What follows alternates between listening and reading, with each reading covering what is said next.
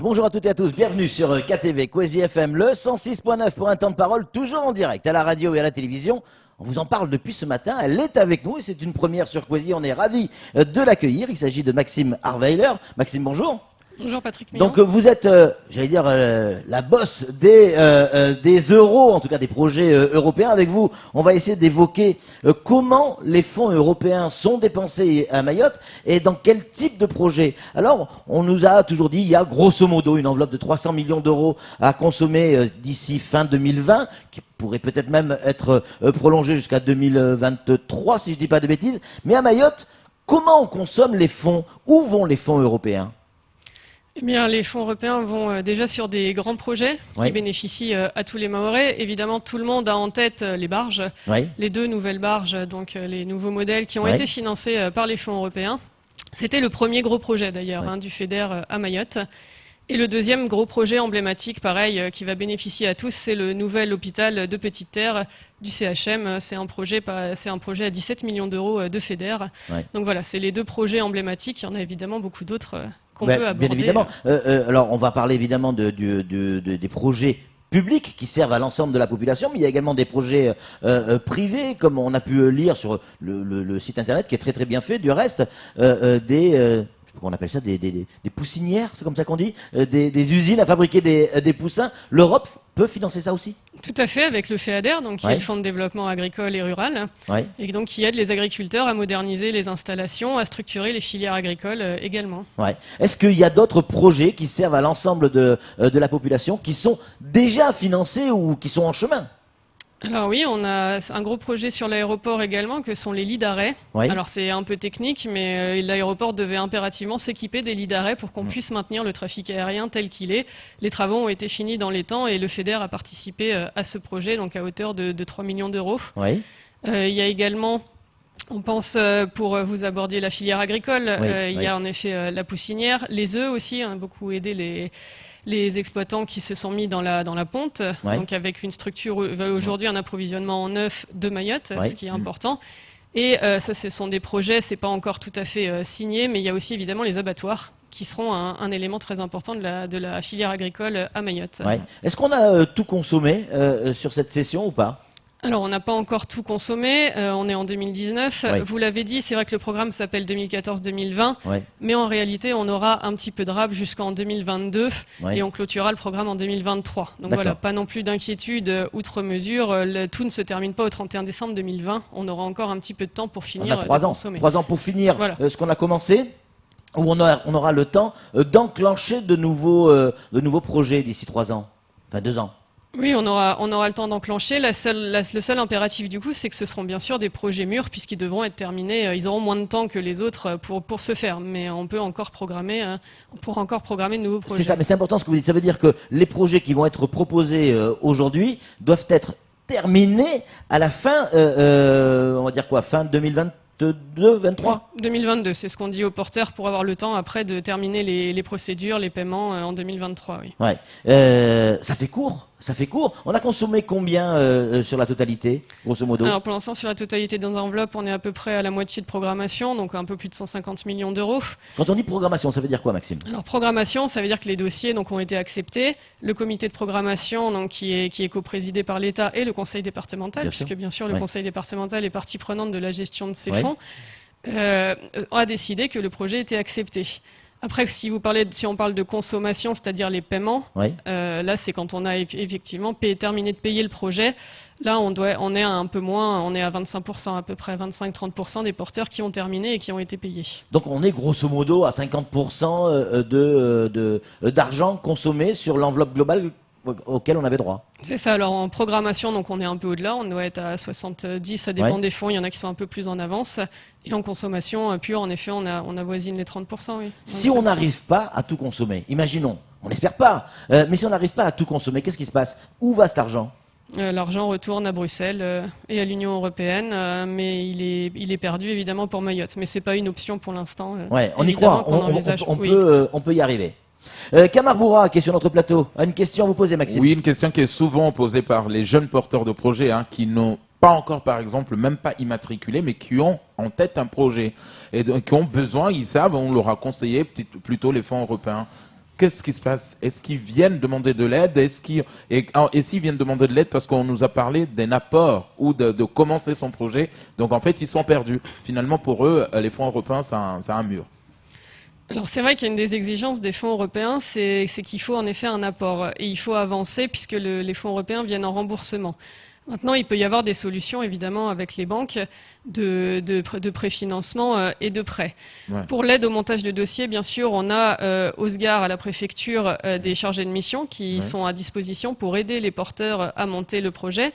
Il y a également des cabinets. Il faut savoir, c'est souvent méconnu, mais que en fait, les fonds qui servent à monter le dossier sont aussi éligibles aux fonds européens. Donc, en fait, vous pourrez vous faire rembourser une partie. C'est-à-dire, si je vais en SGAR, c'est le fonds européen qui s'en occupe. Au SGAR, non. C'est gratuit. Au SGAR, c'est l'État. Mais si vous allez voir un cabinet, puisque le SGAR ne pourra pas non plus monter en détail, il vous aidera sur le montage du projet, il vous conseillera.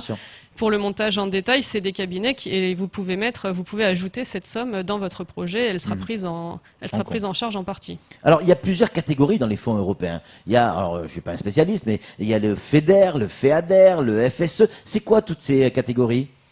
Pourquoi autant de catégories déjà? Alors, c'est parce que c'est des fonds qui ont des finalités un peu différentes.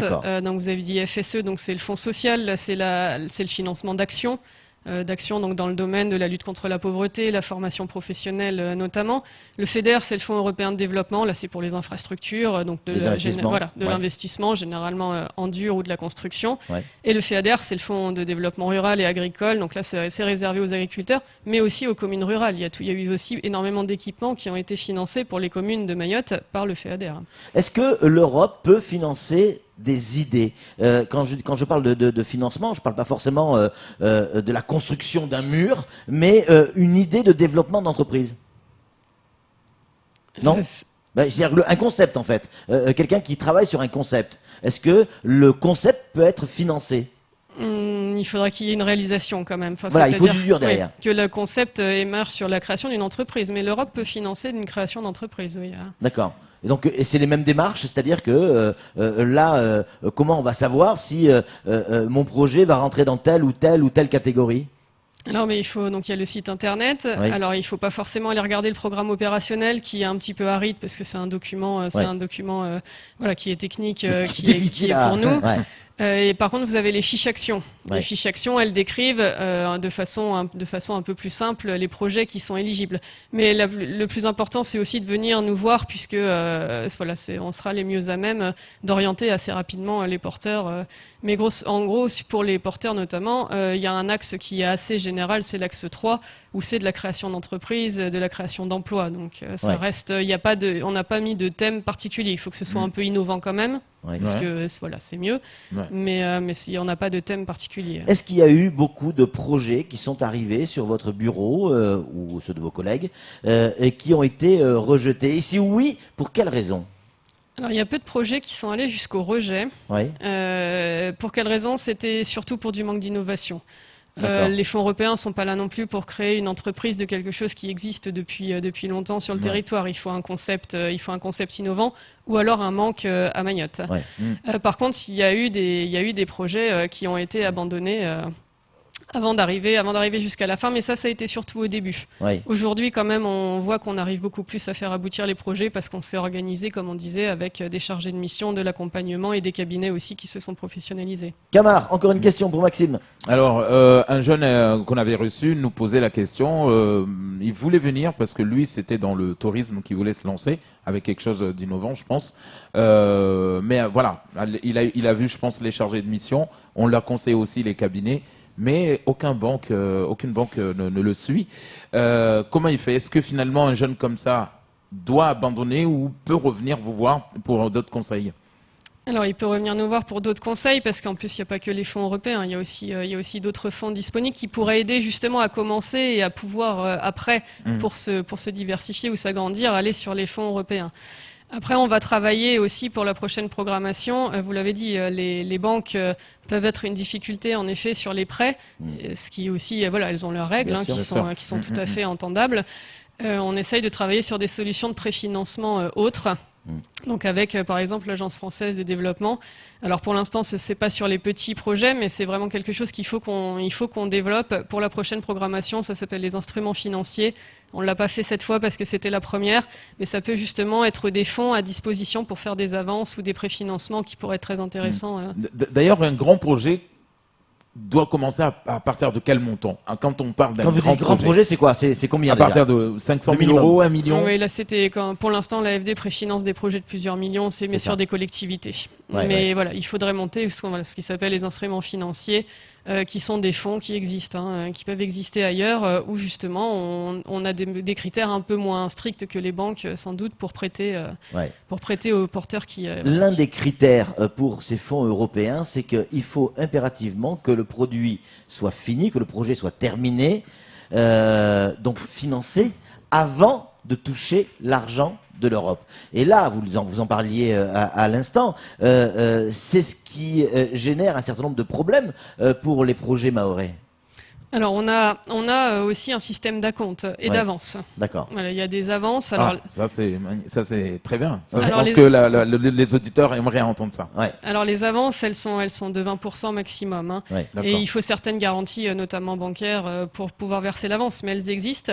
Et surtout, et ça, on l'a remarqué, c'est vrai que c'est trop peu connu, il y a des acomptes. C'est-à-dire qu'il ne faut pas avoir fini... C'est deux choses différentes. Avance et acompte. Avance, c'est que vous n'avez pas commencé, vous avez tout juste commencé et il vous faut de la trésorerie pour votre projet. L'acompte, c'est que vous avez déjà commencé, vous avez des factures, vous n'êtes pas obligé de finir votre projet à 100% pour déposer un acompte. Évidemment, vous pouvez, à partir de 20% de dépenses, commencer à demander le remboursement au fur et à mesure. Après, on a des stratégies différentes selon les porteurs. Il y en a qui, en effet, attendent, surtout les institutionnels, d'avoir terminé parce que quand les projets sont pas trop longs, et il y en a qui font des acomptes. Je prends pour exemple le CHM. Un projet à 17 millions d'euros, vous pensez bien que le CHM n'attend pas 4 ans qu'ont duré les travaux pour se faire rembourser. On est déjà à au 5e versement. Est-ce que quand on a un projet européen, il faut obligatoirement, dans un premier temps, avoir une banque à ses côtés qui est prête à suivre pour ce préfinancement justement? Parce que peut-être que l'avance ou l'acompte, ne suffisent pas pour lancer le projet, parfois. Alors après, c'est comme toute création d'entreprise. Ça peut être aussi de l'autofinancement. Si vous avez un apport ou un prêt par un autre canal qu'une banque. Et c'est vrai que souvent, finalement, on retombe dans les difficultés classiques de la création d'entreprise. En effet, il vaut mieux avoir une banque ou alors un apport personnel. Ça peut arriver.